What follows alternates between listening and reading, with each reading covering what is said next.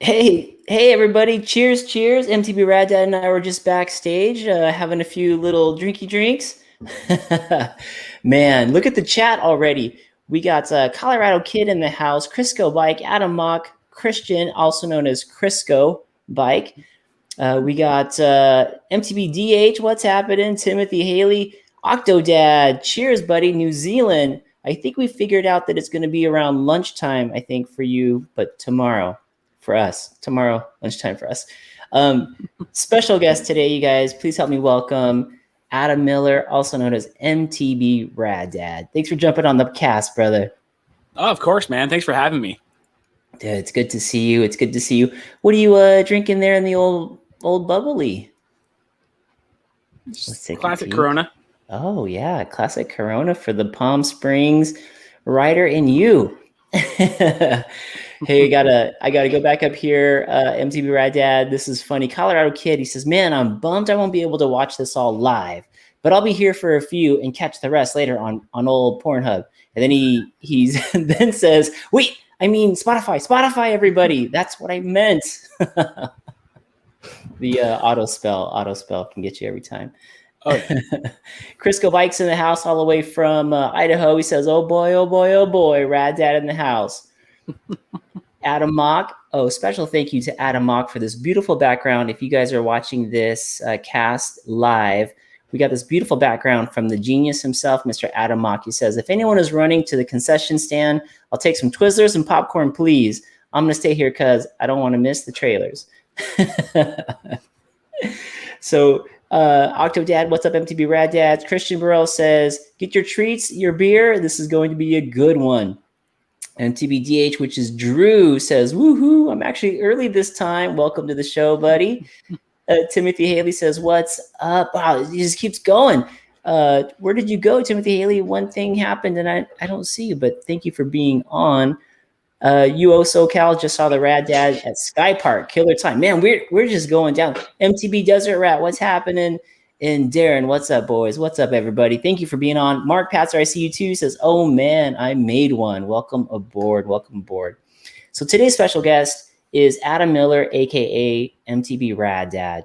And you guys have probably seen all of his YouTube channels, his awesome unboxing, the different things that he does for the community and for the sport of mountain biking. So I definitely wanted to have him on the show and kind of get a good dive into who is Adam Miller and how do we get lucky enough to get him into our MTB community. And if you guys have anything you want to ask him or peg him on, go ahead and put it in the chat box right here. And we'll make sure we highlight you. All right. Christian starts it off with, "No pressure, Adam. We're all here for you." So MTB Rad Dad, Mr. Adam Miller, let's get into who is the man on the bike there.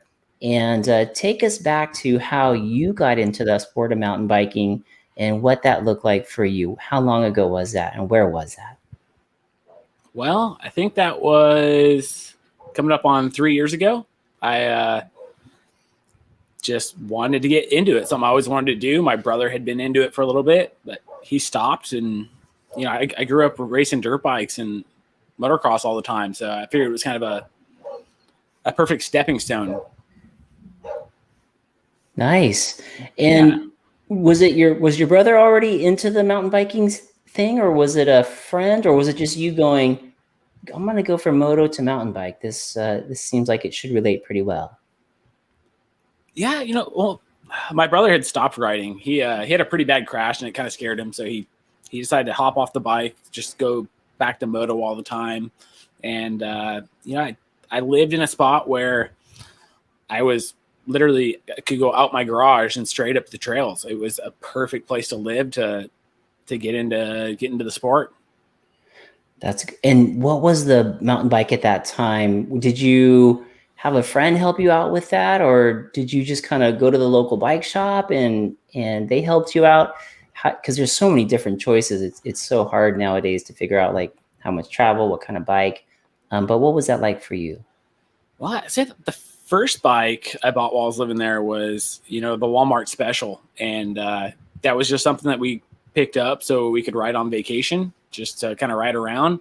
And I decided to try and ride it up to most of the climb. And it's like, okay, that was fun. I want to do this more. And then little bit later, I hit up a buddy of mine who I used to do a lot of RC car stuff, and he owned his dad owned a bike shop, and so I went and hit him up and went and picked up a bike, which was a Diamondback 29er, just like a nice entry level bike.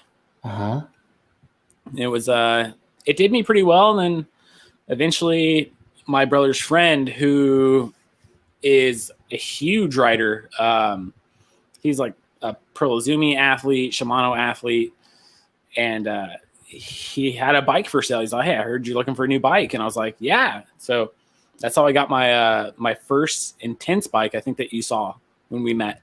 Oh, no way. Okay. Yeah, I was gonna ask, that was one of the questions I was gonna ask is when we met and rode, you were rolling deep with a crew of intense riders, like that we all had fun and we were intense about being out there having fun, but they were all on intense, like every single one of them. How did that come to be? Were you all riding intense? Is there a relationship there?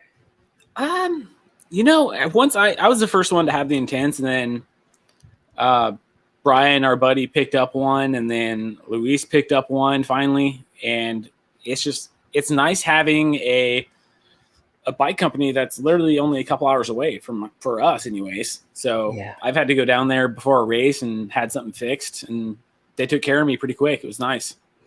Yeah. And you guys had also Chris likes to lift. I think he also works for Intense. So you even got to the point where you have intense people coming out with you on the trails, which is pretty awesome. And I think that day he had the Intense, was it the Tracer?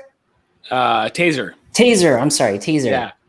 Just think like a Taserface from the movie. Yeah. and you just released a video on that bike. So if you haven't had a chance to check it out, but initial thoughts, like going from analog and intense analog to an intense e-bike, like how was that experience? It was amazing and terrifying all at the same time, because it was so nice to be able to climb assisted. I mean, it's still plenty of a workout to go up and down, but having that extra help to get up there a little bit quicker was really nice. And the terrifying part was the fact that I was like, oh man, I'm really gonna want one of these. I know that they are pretty amazing machines, that's for sure. When you get on one of those, what did you think about the weight? Because that was one of the things I was a little concerned about jumping on one, is like, will I feel this? How will I be able to manipulate my bike or the bike in the air, or can I even get in the air? But what was your experience like with the weight of the bike? Was it any different? It didn't feel that different. I mean, coming from still riding Moto, I mean, my bike's close to like 300 pounds. So maneuvering that versus the Taser was pretty easy. I mean, it was a little bit heavier than what I'm used to, but I felt that, it was still really nice. I didn't really notice it that much. Yeah, it's true, man. It seems like once you get that bike rolling and you start going, it feels like a regular old analog bike, other than, of course, the pedal assist part. But when you're going downhill, that's how it felt to me. Did you feel it when you were taking corners, though? Did you feel like it really set into the corner with its suspension and the added weight? Did that feel like Moto to you, or what was that like for you? Yeah, I would say the suspension definitely felt like it worked better. I mean, it definitely felt more supple. It definitely felt like you had more traction in the turns, like you were saying. Yeah, I felt that too. It felt great. We got the chat's going off, so I'm going to try to keep up with it as we talk. But Mr. Nice Bike is in the house. What's happening there? Ian Kelly, Captain's Cog says, party at Snow Summit Bike Park, June 22nd. Come pop my bike park cherry with me. I'm beginning to think that I need somebody to help me with these things. Octodad says, ask Adam how his pinky is doing. Adam, what's the story behind your pinky? It's still the same. Totally crooked, dude. Hold that up again. Let's see. Where's the focus point? For the folks that are listening into this, his pinky looks like it's a hook. Well, no, it's got multiple different angles in it. That's about as far as I can bend it. So what's the story with that? Was that part of the image that I saw you with a brace before we hit Sky Park a couple weeks back, or about a No, month so back? that was I had crashed on Artsmith, just doing a nice easy ride. That was me more of a fitness ride, and just kind of wasn't taking it serious as maybe I should have been, and went OTB and crashed. But on this one, I was doing the Palm Canyon Epic, and I ended up I hit something on the left. I hit a bigger rock on the left side while trying to avoid the bush, and it was on a big exposure zone. And I ended up Supermaning down the cliffside, landing into a bunch of rocks, doing a tumble, and then finally ending up in a cactus, which stopped me from going further. Oh God, geez, Louise, not what you want to stop your fall. Yeah. So did the pinky get caught up in the rocks when you were rolling through them, or how did that get mangled like that? That's my guess, is when I hit those rocks. Because I mean, anytime you go to crash, you're always like hands out trying to stop yourself. Yeah, Superman style.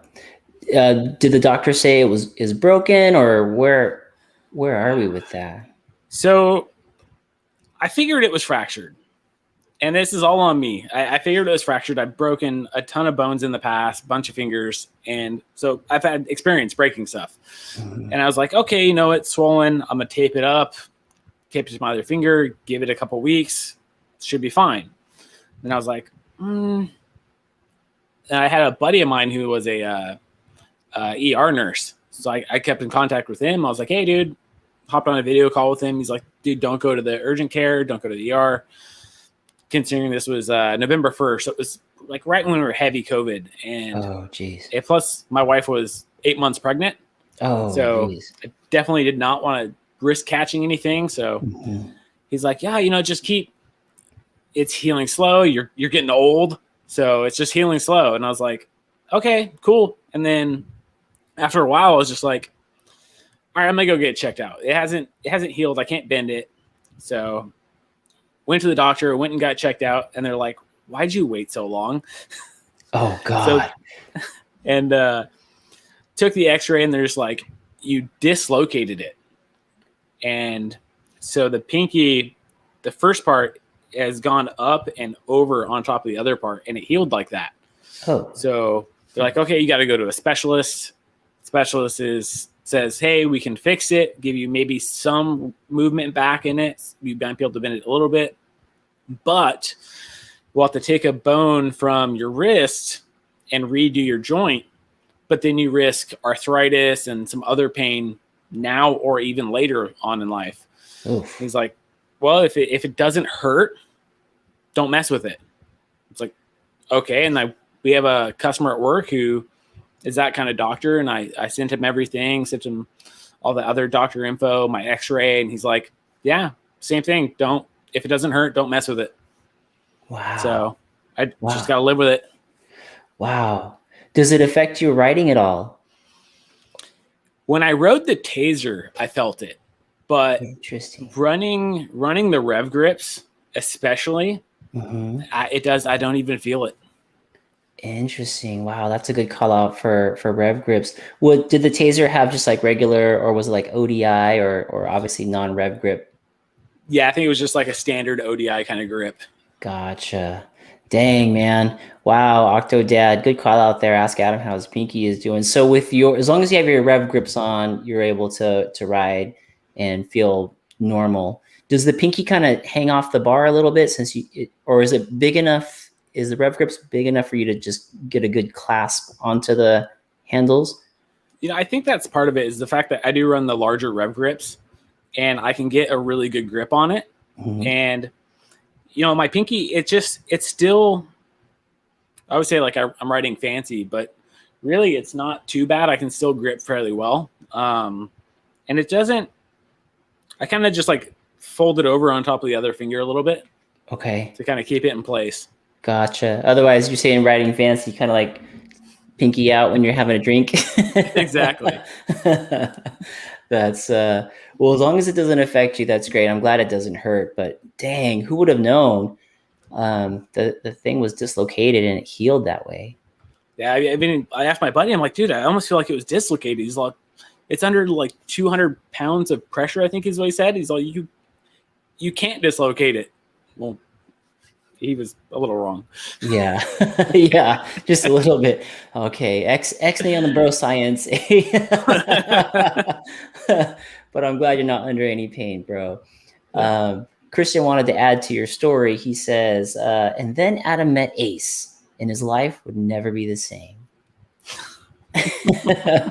MTB Desert Rat saying that pinky is nasty. Never going to be the same again. So I've got the X-ray, but I don't know if I want to horrify people. Do you? You want to pop it up? No, I'll find it. Oh, it's right there. I sent it to Shane, the Crashing Dad, for the Joey podcast. Yeah. And so he was they just switched programs, so they weren't able to actually put it on the podcast, but he sent the picture to Paul while they were doing the podcast, and you just hear Paul go, "Oh my God, no! Oh God!" Put that away. What the heck is that? Christian's putting a dad joke in there. He goes, "Hey, that's intense." Oh yeah, that's the name of our chat group, right? Trail dogs are on the line. What's happening, boys? Good to see you guys.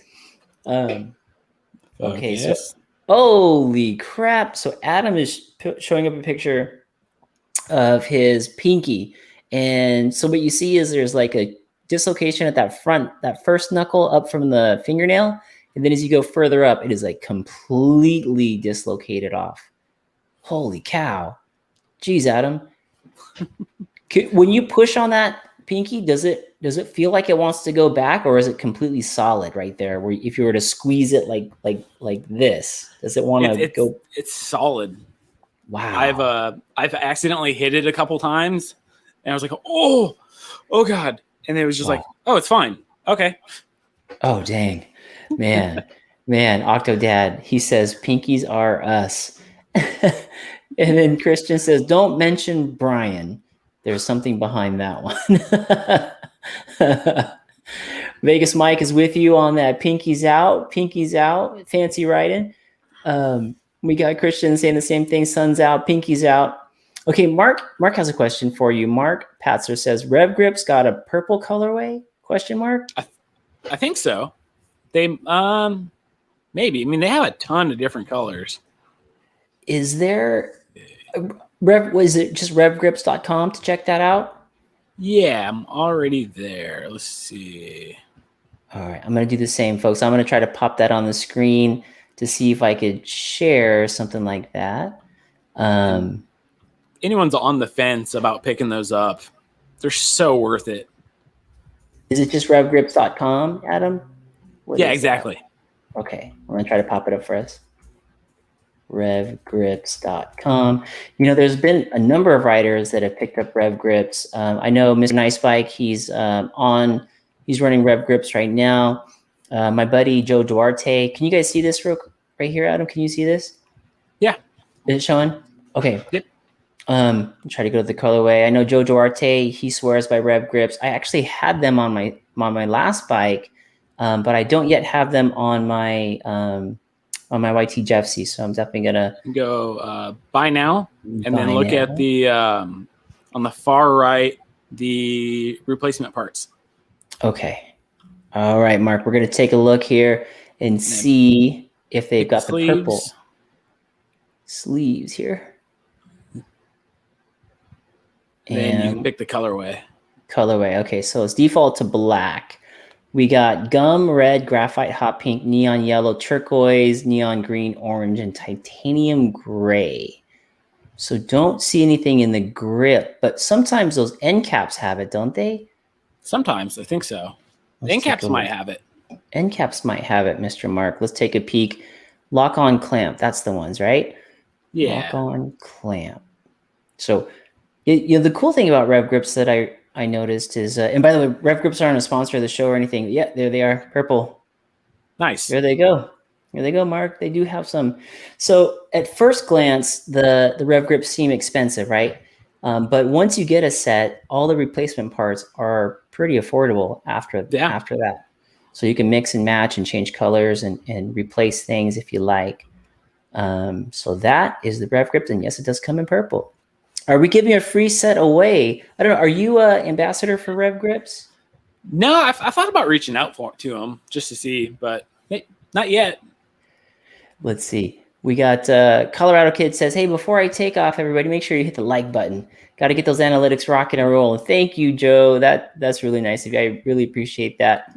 And make sure you catch us on Spotify. Yeah. And let's see. Colorado Kid also says he's talking with somebody else in the chat, but just wanted to pop him up to make sure it wasn't anything he was asking or anything like that. Okay, so we're in the part of the show where we talk about your past and how you got into mountain biking. So you came from a moto background, and I'm always curious with moto riders because I ride with, obviously I ride with you.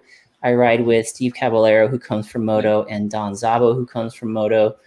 And a lot of you guys are riding like out of the gate a different way than the rest of us. So do you find that there is a ton of different like skill sets that just come along automatically when you come over to MTB?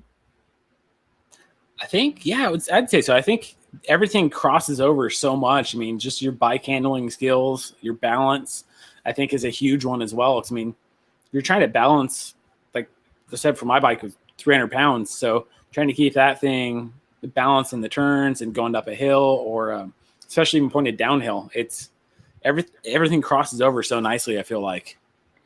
And I'm wondering too, do a lot of things seem smaller to you guys? Because just in the instance where I've ridden with some of you moto folks, when I see something, I go, that's pretty big. And then I hear from the other person, like, that's totally doable. That's nothing. We're used to hitting like 80 feet, 100 feet jumps. Does that stay with you on MTB? You know, it's funny because when I was younger, I did a little bit of jumping, but not too much. And then I got my mountain bike, and then I went a long time without having a dirt bike. And I think I only picked that up maybe a couple of years ago. And I went out to the track to Aquia Creek and went out a couple times. And that second time, I was actually starting to hit jumps that were bigger. I mean, yeah, big compared to what we see on the mountain bikes. And it was like, then I'd go ride with you guys, and I'm like, wait, why am I passing on these jumps when I've hit the bigger jumps at the track? I mean, I've even attempted the 80-foot tabletop. Yeah. I think it's a different set of lens, you know, when you guys are riding moto. And then, you know, it depends on like the mindset when you're on the mountain bike. But I just noticed that there's a different confidence, it seems like you guys have with tackling certain things, you know, berms, big jumps, things that were like a lot of us or majority of us may question. You guys are like, oh yeah, no problem. No problem. I found myself in a squad one day with Don Zabo, Destin Cantrell, and Steve Caballero. And Destin Cantrell, I didn't know at the time, but I knew he was Moto, but it turns out he was a 2017 X Games Moto freestyle jump guy. Yeah. And so, yeah, that's why I was on my brakes that day so much. I'm like, these guys are crazy. So for the folks, check this out. Thank you, Isaac. Isaac Gamez gave us $4, gave us a big contribution to the channel. So thank you so much, Isaac. Appreciate that. That'll buy Adam and I a happy hour brewski. So cheers. Thank you, Isaac. Good seeing you, brother. Mr. Nice Bike is saying that he is actually an ambassador for Rev Grips. And once he gets to 1,000 followers, which I'm sure he's already close to that, he's going to give a set away on his. So make sure to check him out on the IG. Nice. But yeah, Trail Dogs wants to add to that Rev Grips, and they offer a one-time replacement for $14. So if you get you get a fresh set, you pay the retail price. But then you can get a second set, a replacement set for $14. That's not bad. Oh, Scouts Out's in the house. What's up, Mark? Central Coast. What's up? And liking it. Shout out Rad Dad and the Rad Dad shop. Thank you. So, Adam, we kind of like went through the whole gamut of how you got here, and then we quickly somewhat jumped over into a bit of trail, and then we went over to product spotlight. So we're kind of going through the show really quick, but I do want to go back and make sure we cover a little bit more about your history on the mountain bike. So with that being said, have you always been in that Palm Springs area? Because I know you have friends in New Zealand, you know, with Octodad and friends all over the place, but was your whole career out there in the Coachella Valley? No, so I mean, I moved here when I was 17. I came here I finished my senior year of high school here, and I moved here from Torrance, over Okay. near LA. Okay. So California boy the whole time. So Yeah. SoCal pretty much. And that's awesome. That's awesome. And then the first real bike that you got was an Intense bike, and obviously you're loving it. Your whole crew is rocking the Intense, which is great. And you mentioned Palm Springs Epic out there. Yeah. And where are some of let's get into the trail talk part of the show. So what are some of the trails that you like and enjoy, and where could we find MTB Rad Dad out in the wild? I'd say most of the time right now you're going to find me over in the La Quinta Cove, just because the trailhead's only like 15 minutes away. So it's an easy, nice to be able to do that in the morning kind of ride. Yeah, you get a little bit of everything there. It's the bottom half's more XC, but the higher you go up, the more enduro style it gets. Okay. And then weather-wise, like when we talk about riding out there in Coachella Valley, is it like early mornings or late nights, or is it night rides, or how do you? If it's summertime like it is now, it's definitely early morning rides. Right now you can get away with starting at like 7, 8 o'clock, and that'll be probably in the 70s, and you'll finish somewhere, depending on how long the ride is, anywhere between like low 90s to upper 80s. Okay. But when it's like full summer, like where it's still 100 at midnight, then you're getting up before the sun gets up, and you're going out and doing your climb in the dark. Wow. And is it still about 100 or so when you're waking up at that time in the summer? It can be. Yeah, I mean, there's sometimes where our lows are like 90. Holy cow. Okay, so remind me when I'm riding with you to never complain about the heat ever. Like when we're always at Sky Park and people are like, "Oh, it's hot." It's like, not really. Yeah. I'll have to remember when I'm riding with you. Like, I'm not going to say anything about the heat. Holy cow, look at this Crisco bike. Another, thank you so much for the super chat. It says, it says, can we hear about the Rad Kid? What it's like collaborating with someone who never thinks you are going fast enough. Yeah, tell us what that is. What is that? So he's talking about my oldest son, Austin. And I've been using the Mac Ride seat with him for the last, I don't know, at least a couple of years. Okay. And he's always like, "Dad, go faster, go faster. Are we there yet? Are we at the top of the climb yet?" But even when we're going downhill, he's like, go faster, hit the jump." He's always wanting to go faster. That's really cool. I think I've seen footage of you guys on Instagram or even on your YouTube channel where he's just got this huge smile on his face.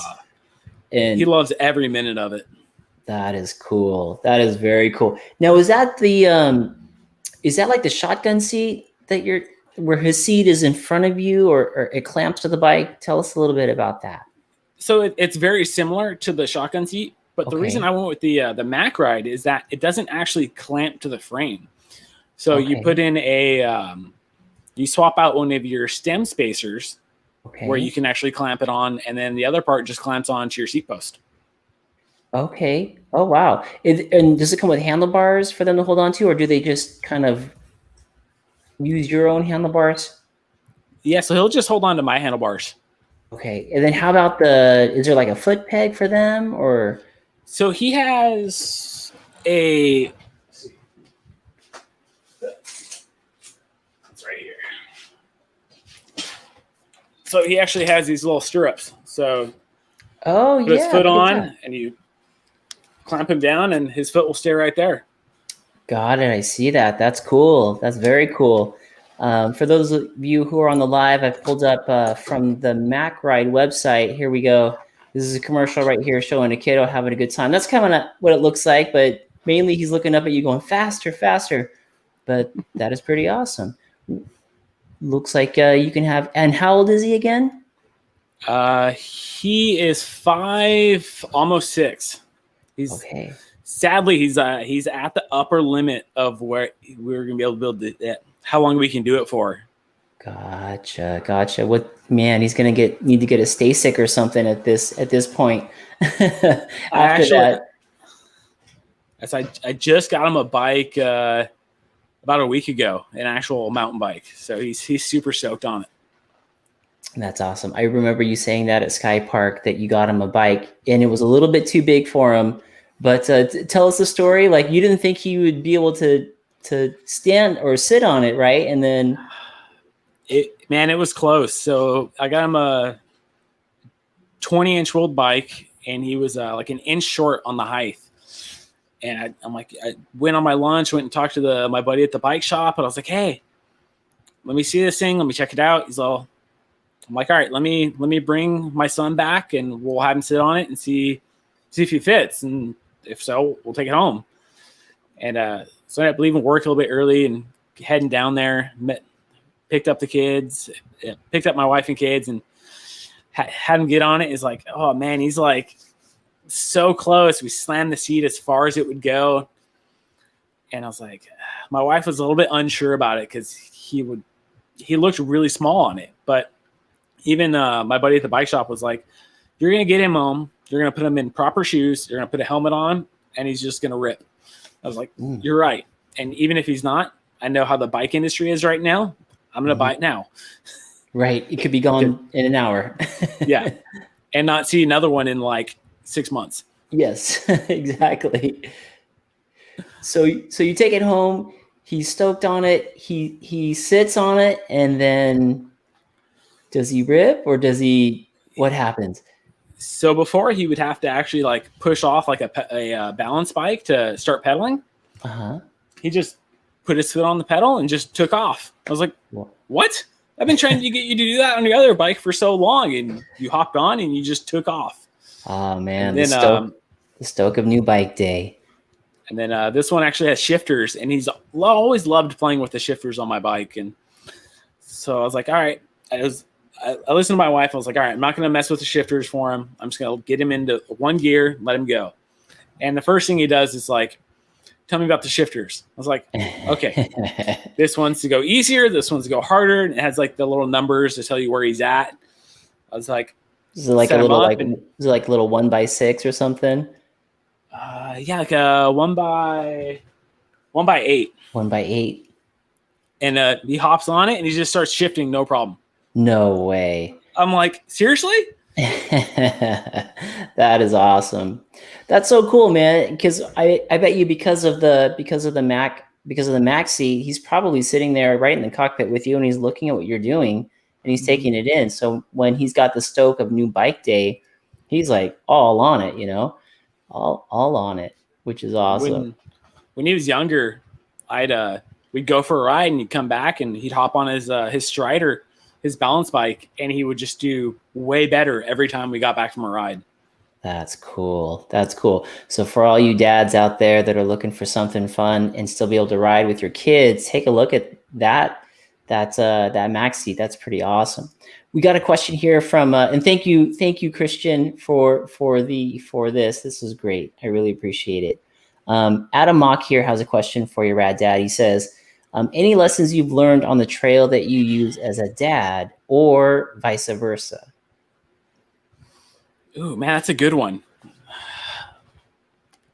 I would say, I don't know about lessons, but just trying to be a little bit more patient. When you're on the trail with somebody who's new, and you slow down, you take your time, and you really try to help encourage them, and just coming home and doing that with family and stuff like that. And I think that's the best answer I can give on that one. Yeah, that's a great one, man. Patience, slowing it down, kind of the most important thing is spending time out there with whoever you're with. I love that. And then, yeah, exactly. When you come home, it reminds you, kind of like prioritizes things like, oh, maybe we don't always have to be on the gas pedal so much. Maybe it's cool to slow down and just hang out, spend time with whoever you're with, and really enjoy that. That's a good lesson, Adam. Say one more thing to add was, back before we had my second son, I could take my Austin out and go ride and give the wife some alone time that, she doesn't get as much as she probably should. So being able to take him out and have him go have fun, and she can stay home and just relax. It's a win-win when you can go do that. Yeah. And then the wife actually looks forward to your bike rides, right? It's like, Yeah. go, get out. Where it's like, okay, sweet. That's a win-win-win for everybody. Craig's on the line. MTB Raging says that is totally rad. Look forward, not down at the front pedal. That's a good one too. I don't know when you first learned, when I first jumped on the bike, that I kept looking right at that front wheel, just always looking at the front wheel. And did you find that you did that too, starting out? Or you came from the Moto, so you're already looking down trail. Yeah, as I say, when you're going on the Moto, you're going at speed. You're going really fast, so you always had to look way far ahead. And I think that's one thing that transitioned over pretty nicely as well.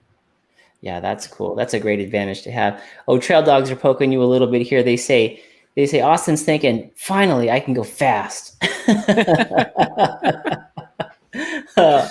Oh man, that's funny. So, okay, Adam, with you got the Intense bike, you're riding the trails out there, and you're in the La Quinta Cove. That seems to be like the best place to find you this time of year, or most times of year. But if you had to take, like, if somebody was coming from out of town and they were going to come into the Palm Springs area, into the Coachella Valley, what would be the top 3 trails that you would recommend for somebody, and why? I'd say if it wasn't summer, Palm Canyon Epic would be an awesome one if they were in shape enough. Just because you get so much out of that trail. I mean, I think you get 7,000 feet of descending over 20 miles. Jeez. But there's a lot of climbing in there too. That's kind of like hidden in a sense. But is it in the middle? Is it usually in the middle, or do you have to climb to get to the downhill part? I've never ridden there, so I completely am naive to what that trail is. It's kind of just thrown in there. So you'll have a nice downhill section, then you have a little bit climb up section, then you bigger downhill section, a little bit climb back up a little bit. It just kind of keeps like stair stepping down a little bit. 20 miles, man. That sounds fun. And is it flow? Is it technical? Or is it a combination of everything? It can be anything you want, because what's nice is once you get past the first bit and you survive what they call the 3 miles of hell, which is a 3 mile sand wash that's kind of uphill. Holy crap. It's just baking in the sun the entire time. It's so boring. Oh. And then you finally get to what they call the Oasis. Okay. And from there you can choose, like, okay, do I want to go up Hahn? Do I want to go down Art Johnson, Art Smith? It's just like a little trailhead network that's in the middle of nowhere, which is really cool. Wow. And it all connects back up to the main trail, so it's difficult to get lost out there? There's a pause. I don't know. I'd say it shouldn't be too hard to get lost out there. Because, I mean, if you're on the trail, unless you're on Art Johnson, the trails are fairly well visible. Like, you know where to go. Okay. Art Johnson, it does get a little bit to where you'll just keep going straight instead of making a left. Okay. So you can pretty much choose your own adventure on the Palm Canyon Epic. It's got a little bit of everything. And you said it's 20 miles. So if you were to try to do that should be a 1 day type of thing, right? Or how long would it take you to do it? Honestly, it's not too bad. I mean, you can finish it in 3.5 hours. I mean, wow. I've actually, myself and a buddy of mine, Brian, we went and did it because I know it was possible. My buddy Ben had done it, and he's what we call a freak of nature because he's so fast and so fit. But we actually would climb from the end point of in Cat City Cove, climb all the way up to the top, and you could actually ride down PCE that way. But we ended up doing all the way to the top of the start and then riding back down the fire road mostly. But that was 35 miles and like some 6,000-7,000 feet of climbing. Jeez, my and that goodness. took us 6-7 hours, I think. And analog bikes, no e-bikes on that one. That was all Yeah, analog. it was all analog. Wow, that's insane, man. That's insane. We got Mr. Nice Bike says, "Can you say e-bike? Are e-bikes allowed on that trail? Can you take an e-bike on PCE?" Yeah, definitely. It's funny because like I'm a little envious at sometimes of like the other areas where they actually have really nice trail associations, and quite frankly, we don't really have anything here. It's all kind of free game. Interesting. Wow. Okay. Oh wow. Maybe we should get an MTB Rad Dad Trail Association group going out there for the Coachella Valley. That could be good to protect stuff like that, like the PCE. I mean, you hear a lot of people talk about when they talk about that area. PCE is definitely one of the trails that comes up. Definitely one of the trails comes up. They're all legal trails. Funny enough, they all started out as equestrian trails. Interesting. Wow. Okay. Now the people who ride their horses on those, do they still? Are you sharing the trail with them, or have they moved over to different other trails and given those trails over to mountain bikers and hikers, or is it everybody? I think that the main group from back in the day isn't really as big as what they used to be. Mm-hmm. I mean, occasionally you'll run into equestrian people out there, and like in the La Quinta Cove, you'll see it a little bit more. But I've only ran into horses once ever over in the Cat City area. Okay, so not very often. Wow, that's pretty cool. That's pretty cool, and they're all legal, which is great. UO SoCal says November group ride, and we're getting a second to that by Craig at MTB Raging. Would you consider putting together an MTB Rad Dad group ride in November? Let's do it. That'd be fun. I've never been. Trail Dogs MTB says, "Hey Adam, I just picked up a A7R3. Is that a 3? What's a good lens to get under 700?" So just give you folks a background about that. Adam Miller, MTB Rad Dad, actually works for a camera company and has a lot of great knowledge. Obviously, when you look at his videos, he's always got the right setup and the good quality visuals. So that's where this question is coming from. I'd say a good all-around lens that's probably in the used pricing for that is going to be the 24-105. I mean, that'll give you that whole like the wide to the medium telephoto. That'll be a killer lens to be able to take everywhere. Wow. I have no idea what you just said. It sounded like a different language to me. Be like wide to like zoomed in a lot. Got it. And still clear, crystal clear. Yeah. Gotcha. Trail Dog's also saying that I broke my rib 3 miles in, smashing a rock after going OTB, then rode the rest of the epic. I need to get out there again. Holy crap. The first 3 miles and he broke a rib. That would be bananas. 17 miles. That's about as far as I got. It was about 3 miles. That's when you mangled the finger? Yeah, I think so. What is it, that 3 mile spot? Because I know the Trail Dogs, and I know you guys are beginner riders, which a beginner rider can still ride that, right? It's not unsafe. Yeah, you can definitely do it. I mean, when I first started, we did it, and it was probably not the best idea to do it at the speed that we did. In fact, one of my buddies, Ben, who's the freaking nature rider, he went down in the middle on a hardtail and crashed off like on this like steep, fast, like rocky fire road descent. Oof. And went down into the bushes. And I'm like, I go to hop and pick his bike up off of him. I'm like, "Are you good?" He's like, "Yeah, I'm good. And I looked down at his like right here, and the skin had peeled back, and I just saw his artery underneath like a thin layer. And I'm like, "You're not good." Whoa. What do you do in a case like that? It's a 20-mile ride. Is that a helo ride out, or is that if you can make it down? We luckily I had a first aid kit on me and bandaged him up nice and tight, just enough to where you wouldn't, not too tight, but enough that we could get down. And he finished the ride. Jeez, studs, man, that's crazy. That's crazy. And what's at that 3 mile marker where people are going down? We got trail dogs going down there. You went down in there. Is it like a rock garden or something? So on Strava, the segment's called Side Hill Death Descent. Oh God, And it's all in the name.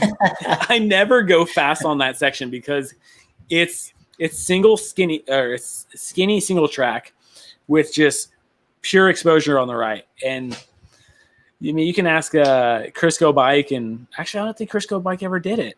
But MTB Desert Rat, he can confirm it's steep in a lot of sections, and it twists back and forth down the mountain. And some people go really fast. I typically try not to. Wow. Yeah. Anything with the word death in it, I'll take it pretty cautious, and I'll heed the warning. Christian is saying all those horse riders bought e-bikes. That's where they went. That's why you only see like one there every now and again. Let's see. We got Mr. Nice Bike says he'll bring the tow rope for the November ride. And Craig at MTB Raging said, when you were talking about the camera and the specs there, it was all French. Speaking French. MTBDH, what's happening, Drew? He says, sounds like it's cursed, like the Bermuda Triangle. That's that mile 3. That mile 3. So PCE would be one of your first choices. And then what about the other 2 trails that you would recommend? I'd say Han Buena Vista would be the next one. Okay. It's a pure, like, I think my fastest time down is 12 minutes. And it's just a pretty much straight. It's a nice, flowy, a lot of exposure still, but single track ride. It's you don't have much climbing in that 12 minutes. It's just mostly downhill. It's nice and flowy. It's really fun and beautiful views. Oh, is that going up the? Is it the 70? What's the one that goes up by Bighorn? That road that goes up to the backside of is that where it's at, out that way? No, so you're thinking of Art Smith. Yes. Okay. Han Buena Vista is kind of at that same, right where you end in the PCE, where you kind of have that splitter spot. It's the start of the trails in the middle of nowhere. It's great. Wow. And then third, I would say Art Johnson is probably my number 3. That's a really fast, fun, flowy first section. But the last third of it is pure enduro. It's very steep, switchbacks, very chunky. I still walk a lot of those switchbacks because they're just so tight. Dang. Wow. And is that also up above, like, is it by the Rancho area, or where would we find that one? What's it close to? Probably Cathedral City Cove. Cathedral City. Okay. All those, to get to most of the trails out here in that one area, you always have to climb up Dunn Road, which starts in Cat City Cove, and that's a really rough climb. Yeah. I can't wait to bring you out here for it. Yeah, I might have to ask the guys at YT if I can bring one of those decoys out for that. Because I mean, just driving through there, you're like, in the Coachella Valley, and like everything around it is just like boom, it just shoots straight out of the ground and goes way up into the sky. So let's see, we got a couple here. It says Crisco says I fell onto a cactus on that one. Were you? Yeah, he did. You did on the enduro part or up top? Where was he? We were on a Han Buena Vista, and myself and Luis had stopped around a turn, and Christian, it was like one of his first times riding with us, and he came around the turn and locked him up and just kind of like fell over into the side of the hill really slow, like a slow, like fun crash. Slow-mo. But his hand landed in a cholla cactus. Oh. And the cholla are the ones that you want to avoid. So what? Yeah, tell us what the difference is, because I see a cactus, I'm like, that's a cactus, I want to stay away from it. But what's the cholla? That sounds like it must be even more evil than a regular old cactus. Cholla is they're the ones with the little like hooks on the ends of the barbs. Oh, so when they go in you, it's like a fish hook, and you'll pull, and it'll just pull your skin up. Oh, geez. Dang, Christian. Dang, Christian. Slow-mo into a Choya. I've hit those myself. They're not fun.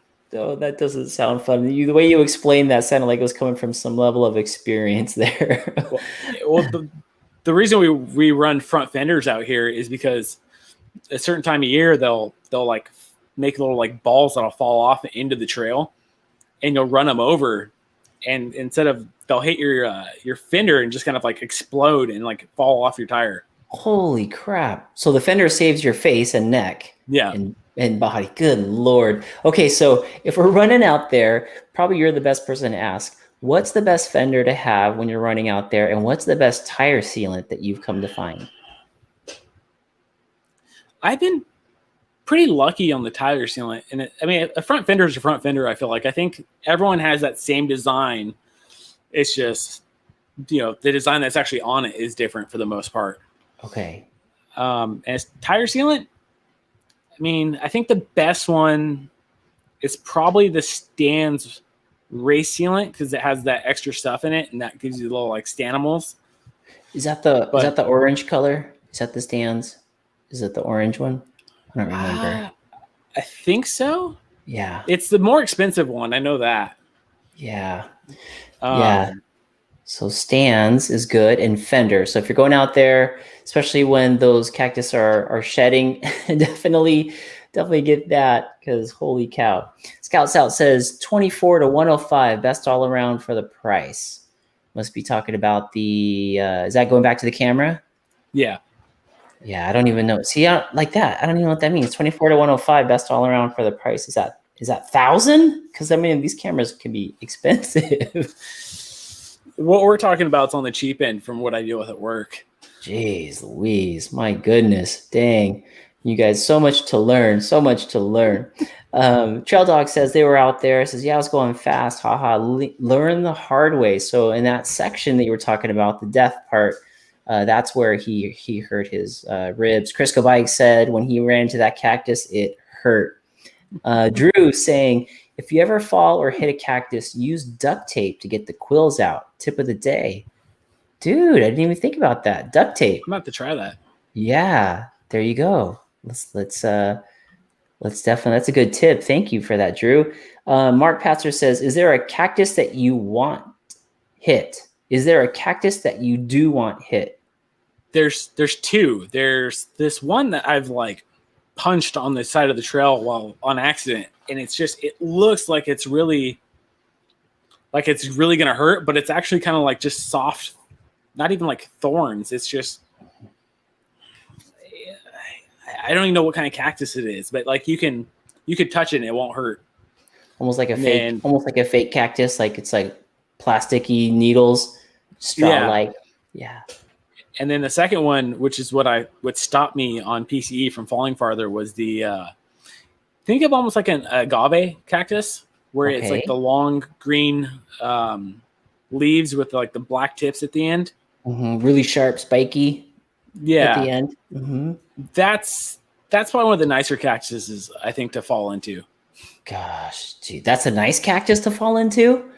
Yeah, because you're only gonna get hit with like maybe a few of like the black tips versus a bunch of different little needles. Dude, those things are like knives sticking out of a plant. When I see, bro. Oh gosh, that's crazy. Adam Mock says, Mark is just laughing. No cactus. MTB Raging says orange for sure on that sealant. And Trail Dog's definitely saying for Choya, you want to avoid those. They're saying that they got one of those ones you're talking about, that the Trail Dogs got one of those in their chest out in Sedona. Ooh. Golly, man. It says, Christian says, this is the other reason he brings Austin along and puts him up front. So Austin's the guinea pig, huh? Thankfully, I've never crashed with him. I've never had any issue like that. Yeah, knock on wood. Austin's got his own bike now, so he's like, Dad, you go first. Yeah. Well, we're kind of already into the section of product spotlight. let's go ahead and get into product spotlight. So product spotlight's a section of the show where we can highlight either a sponsor, a supporter, and even if it's not any one of those, a product that you like that you would recommend, or an upgrade on your bike that you're really stoked on. So if you have anything in that arena, please share it. Well, I'd say Hand Up for sure. They've been really, really stoked to be an ambassador for them. I always get to find out all the cool stuff that's coming early, so that's always fun. Spy Optics, major thanks to you on that one. I'm super stoked to be an ambassador for them, just like you. Man. You do such good reviews. It's Curtis was happy. And I'd say last one is Rev Grips. I mean, without those guys, I probably couldn't ride like I do.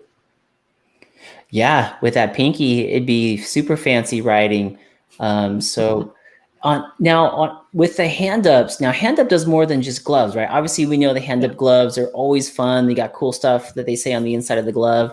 But we were talking at Sky Park, and there were some Hand Up pants that you were rocking.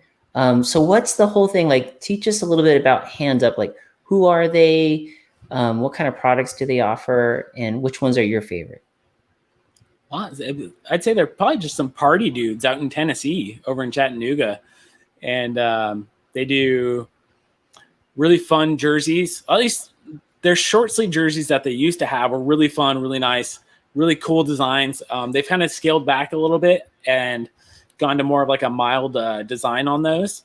But like I said, their gloves are a ton of fun. They're always different designs like that. Their shorts are really nice, and their pants are phenomenal. I really like them. They're kind of got that like a stretchy material. That's kind of what I wear to work every day, to be honest with you. I know, it's funny you said that, because I think Colorado Kid also, I don't know if he's supported by Hand Up, but I know he needs to be. I know he needs to be. That would be great, because he actually wears the Hand Up pants, I think, in some of his videos. And I've seen that those pants could be great crossover from mountain bike to lifestyle. So you could literally almost pull off a trail if you're not too sweaty and dirty, and then run into like dinner with them. You know, they look pretty nice. That's actually kind of why they scaled back their jerseys from being like a really crazy designs. They wanted to be able to have that kind of lifestyle where you could just go anywhere, go into a bar, go into a restaurant, and not feel kind of crazy, I guess. Right. Yeah. You can't just look like, it's not like you're wearing like tight spandex and going out and people are going, whoa, where's the bike at? Christian is saying, can a brother get a Rev Grip sponsorship already? So is he speaking of himself, or is he hoping that you would, or are you supported by Rev Grips? I'm not, but I would love to be. Yeah. No, they're definitely a good cause. So maybe Mr. Nice Bike, if you get a chance, talk to Adam Miller at some point about that, because I know Mr. Nice Bike, who's on tonight in the audience, has an affiliation to them. Christian says he doesn't fit into those pants. He's talking about he said we're not laughing, we're just laughing. Mark says they support a lot of MTB NorCal stuff, and Colorado Kid reps them hard. Must be talking about Hand Up. Yeah. Hand up. So Trail Dogs are saying, got to take off. Brad, chilling with you guys. Good. Thank you for being on. Trail Dogs, always appreciate you guys. Cool company from Mark. Adam Mock says, always good seeing the Trail Dogs. So, okay, so we talked about the products. Let's move over to, unless there's any other products that you want to spotlight. Those are some great products. I mean, Hand Up, you talked about Rev Grips, Spy Optic. Those are some great folks. Is there anybody that supports the MTB Rad Dad channel? You know, I'd say there's one more shout out. I would say Light in Motion. They do not just bike lights, but they also do a lot of camera continuous lights. And, you know, they were one of the first companies that kind of gave me a chance and sent me out some free gear so I could go check them out and do some cool reviews on them. Yeah, that's cool. That's very cool. And if you have any folks, for the folks that are listening to this, if there are any promo codes that MTB Rad Dad has, Adam, can we get those and put those in the show notes in case people need to purchase? Or if you have discount promo codes, well, can we put those into the show notes? Yeah, so for hand up, it's Rad Dad 10. Okay. And then for Spy Optics, as you know, it's Sender 10. Sender 10. And the 10 represents the 10% at Spy. Is that also the same goes for hand up? Correct. 10% off. Okay, so why pay retail? There you go, 10% off. Okay, Christian is calling you out. He says he doesn't want to spotlight Intense. I love my Intense bikes. I really do. The guys over there are really cool. I got to chat with some of the people over at the Intense booth this last weekend at the Bike Fest, and cool people. Yeah. Cool people. Definitely cool looking bikes too, man. I know your whole crew. You pretty much got everything when you guys come rolling through. You get to see all the different bikes you guys are on, which is awesome. Okay, moving over to the next part of the show, which is kind of like, it used to be who are your favorite YouTubers, but it still can be. But anybody that kind of helps motivate you, or anybody that was an influence on you for mountain biking that you'd like to bring our attention to. For mountain biking. Yeah. Well, it could be for lifestyle. Okay. I'd say one of the guys, I've actually scaled back my Patreon, but the one of the guys I still support to this day, and he'll be on here tomorrow, is Bobo. Oh, yeah. Bobo, he's helped me out in the past when I've had questions on like brand deals and stuff like that. He's always been there to answer them for me. Yeah, super good guy. Man, has his channel blown up or what? Holy smokes. Man, it's definitely blown up. He had a little rough patch there for a little bit when he changed his name. He got a lot of flack for that. Did he really? But oh man, it was rough. It was really bad. So for the folks who don't know, his name is what is it? It's gosh dang it. I'm trying to think of his name. But real name or what did he change it from before? I only know him as Bobo. It was Biking with Bobo. Oh, yeah. Just Bobo. Got it. I didn't realize he got a lot of flack for that. Oh, yeah, because he was also not just going to do – he wanted to be able to branch out a little bit. He really loves to do those skit videos, the more scripted videos. And, that may not always be mountain bike related. And he was doing some some rock climbing stuff there for a little bit and just some other stuff. And, yeah, I mean, when he changed his name, he got a lot of flack for it. Wow, I had no idea. Yeah, he's a good guy. That's a great one. That's a great one for you to call out. That's cool that he was helpful for you in the mountain bike community to get you going on things. I know when I reached out to him for the podcast, he was all about it. He had to. So for the folks that are looking forward to seeing him tomorrow, we had to reschedule him off of tomorrow. He got this is a really cool thing for him. He got a big deal that he's working with, and I can't say because I don't even know what it is, but it's with a beer company, but he can't disclose who it is yet until everything's finalized and worked out. So he's got some rad things happening. That's awesome. Yeah. So good, man. Good that he's like cool on both ends. He's helping out everybody and cool things are happening. Debbie is on. She is awesome. She says, me too. I can only stay for the first 2 hours of Bike Fest before having to go to work. I know, man. But it was great to see you. It's great to see you, Debbie. And thank you always for being on the show. Really appreciate it. So Bobo's been a big impact on you. Your channel is growing. I mean, you are right there at the cusp of 1,000 followers where things change, like get monetized and everything. How did you even start the YouTube channel and become an MTB YouTuber? I've always had GoPros and I've always wanted to do something with them. And, back when I had them, I didn't really do anything at the time. Like I wasn't riding dirt bikes. I wasn't mountain biking. And, I always just loved that idea. And then once I got into it, it's like, you know what, I'm just going to record what I do for fun. And eventually I was like, I'm actually going to take this a little bit more serious. I think when I was doing my Utah vacation trip, I figured I'm going to take this a little bit more serious. I'm going to these couple of cool places. They'd make for some really good videos. And yeah, just made a a kind of a promise to myself that I was going to try and do one video a week, and I've been doing that for a while now. Yeah, how many years has your channel been going, or how long has it been going? Probably close to about 2.5 years now. 2.5 years. And for the folks that are looking at this or listening to this on the audio, sorry, if I'm just kind of scrolling through all of his videos, he's got a ton of great content here. Best 5 upgrades for entry-level MTB, to the GoPro settings, to trail rides, just a ton of great stuff. Here's your Palm Canyon epic crash. It's actually documented here.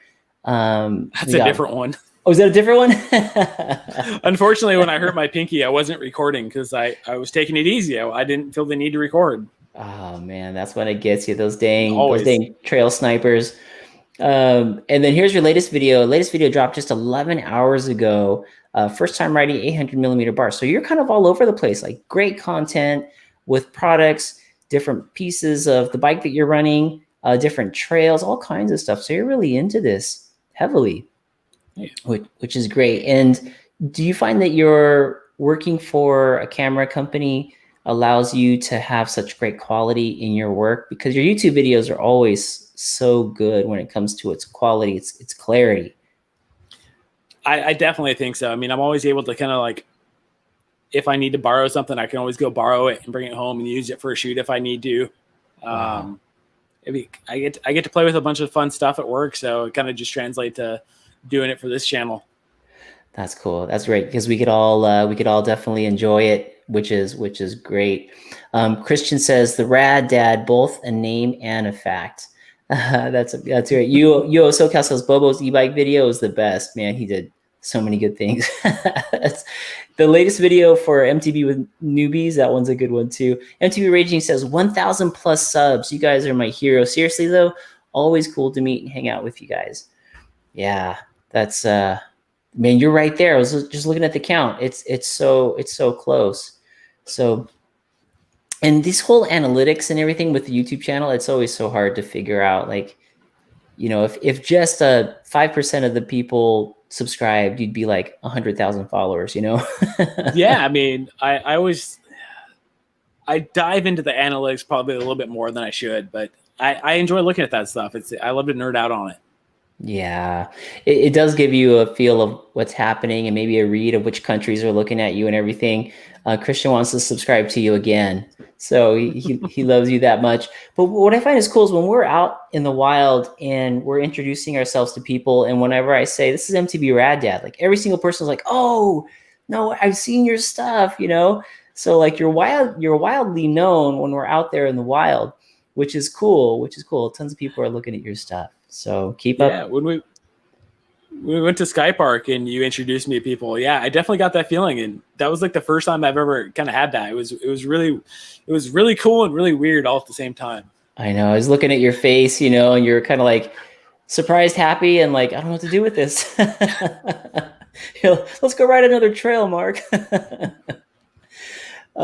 Okay, so now time for the part where we go to the quiz section of the show. Unless there's anything else that you want to add to motivation, like people like Bobo or YouTubers out there like that. No, I think that's it. I mean, I love to follow like all the tech channels and stuff, like MKBHD, Linus Tech Tips. Nice. Those kind of nerdy tech shows. What do you think about Think Media? They do a good job with stuff. I've looked at some of their stuff, but I haven't looked at their stuff in a long time. I think they're more like, you know, I think they're just trying to get people into the YouTubing thing. So I think they're less tech and more like, this is how you do certain things. So I could definitely, that might not be on your radar when it comes to the techie type stuff. So, okay, heading over to the quiz part, if you're ready, Mr. MTB Rad Dad. Okay. Question that I ask everybody on the show, and I always love to hear their responses, and I always want to know the why. And the first one is not mountain bike related, but it is cereal a soup? Why or why not? All right. So I knew you were going to ask this question, and I've had time to think about this one. Oh, this is going to be good, folks. You know, for me, it just comes down to a soup has to be hot for me. Okay. So... Yeah, that's it. I mean, it's got to be hot for it to be a soup. Man, that just simplifies it. I agree with that 100%. I don't know what do you folks think out there in YouTube land watching cereal? You're right. Cereal, if it's cold, it's cereal. If it's hot, it's a soup. That's like the simplest I've ever heard it explained.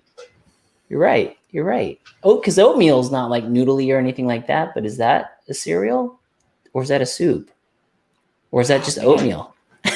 For me, that's just oatmeal. Right. The chat's starting to go off here, so I'll see if I can keep up. Okay, so you're right. Okay, so that's a great answer. That's funny. MTB Raging says we met there, and I got some footy of you at Sky Park. Adam Mock is saying met Adam at Sky Park, and he definitely lives up to the name. Rad Dad.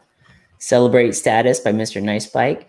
Drew is saying, what's the best editing software that's not crazy expensive? I use iMovie, but want to give my videos more bling. Ooh, that's a good question.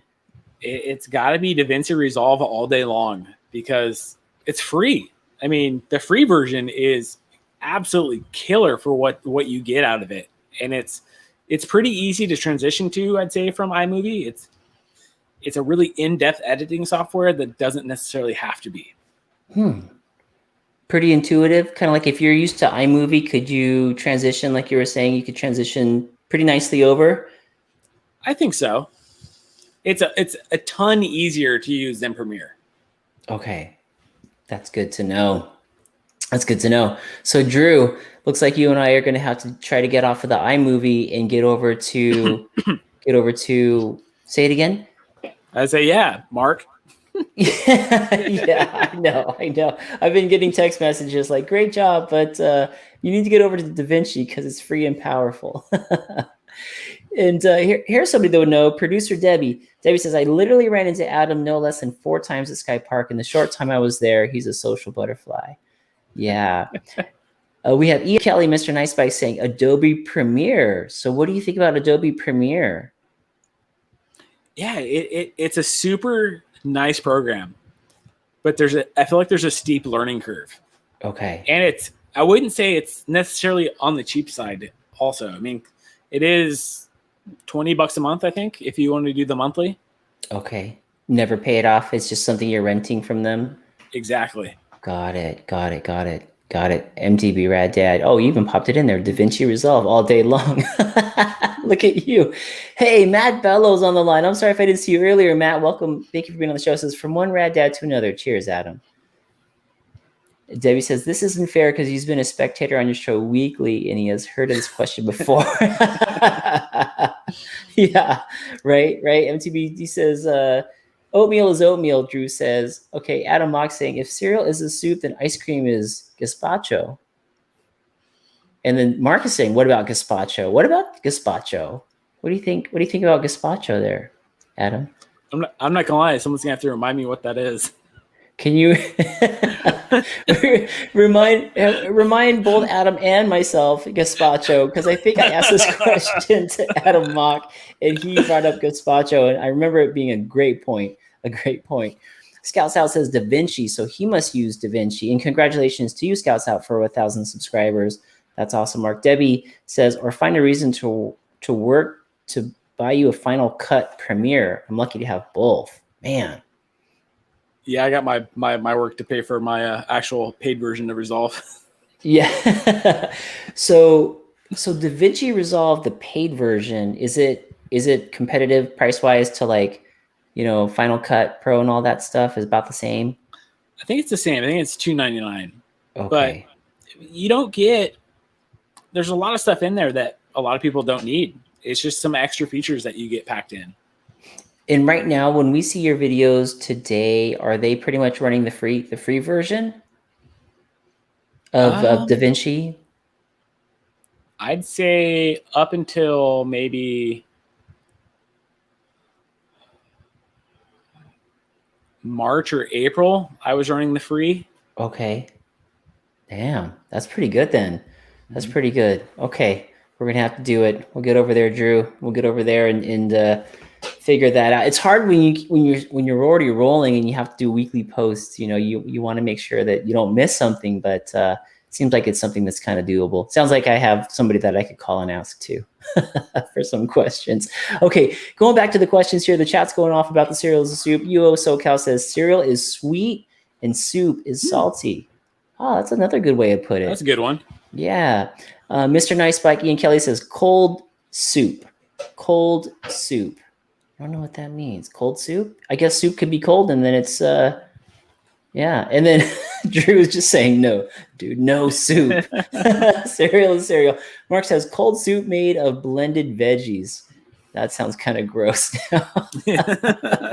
Adam Mock says urban outdoorsman dropping some knowledge. Definitely so. All right, next question up on the list. More mountain bike related. And since you've watched the show before, you probably have thought of this one, but conspiracy time. Adam Miller, MTB Rad Dad, is going to drop a major conspiracy that's going to spiral through the mountain bike community. And what would that look like? What would that sound like? What conspiracy would you drop into the community? Road biking makes you faster. Oh, now let's talk about that. Road biking can make you faster on the mountain bike, on the climbs, or downhill, or both? Both. Dang. Is it now? Would it be the aerodynamics of the clothing line, or would it just be like the muscly legs from dodging all the text messengers? It's just the fitness that you build is what it comes down to. The stamina and the endurance. There you go. Makes you faster on the mountain bike. I don't know. That's totally believable though, because I have a couple neighbors that do road biking, and their legs look like professional NFL athletes. I do a little bit of road biking here and there. Yeah, see? That's a good conspiracy. Road biking makes you faster. All right, going on to the next question. Now, in order for us to mountain bike, we have to travel uphill, whether we're on an e-bike or not. Analog bike, e-bike, it's still, there's the uphill to enjoy the downhill. So for MTB Rad Dad, which one do you enjoy the most and why? The uphill or the downhill? I still love the downhill because I love to go fast, just like Ricky Bobby. I always want to go fast. Yeah, that's great. But on the flip side, I do love technical climbs. I think when I have a challenge in front of me, it's something that I want to do. Any technical climbs that you could think of off the top of your head? Done road from the bottom to the Oasis without stopping or putting a foot down. Jeez, man, that's one of those trails out that way. Is it like a rocky type of stair-steppy climb in some sections, or is it just like avoiding certain features and real skinny? Dun Road it's an old fire road that has completely degraded, and it's very like not like loose rocky, but like it's just it's rock that you're riding on top of, and there's parts where it's like that for a while. Ooh. And I think in the first mile and a half, you gain about 1,500 feet. Jeez. What? Yeah. It's the first mile and a half is pretty rough. Holy crap. That sounds like a very punchy mile and a half. Oh man. With no warm up. Right. Drew MTBDH says climbing sucks. Paint dries faster than I climb. Yeah, sometimes we just gotta embrace the suck, man, when it comes to climbing. Scouts Out says, if you ain't first, you're last. Ricky Bobby. Oh man, Adam, it's great to have you on the show. Thank you again for being here. Really appreciate it. It was awesome getting to know more about MTB Rad Dad and some of the things that you do. Some of the trails that you like to ride, how you got into it, and some of the products that you like to use. It was awesome. Matt Bello says, Ian Kelly, I think climbing is easy. Hashtag Levo. Those e-bike boys. That's good stuff. But Adam, your YouTube channel is awesome. You're always doing a lot of great things. You're putting out great content for all of us to learn. Tell the folks listening how we can continue to follow you out there, and what platforms.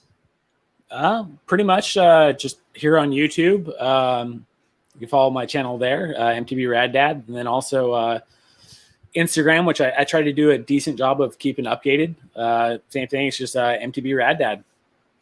Nice. MTB Rad Dad. Give him a follow. Check him out.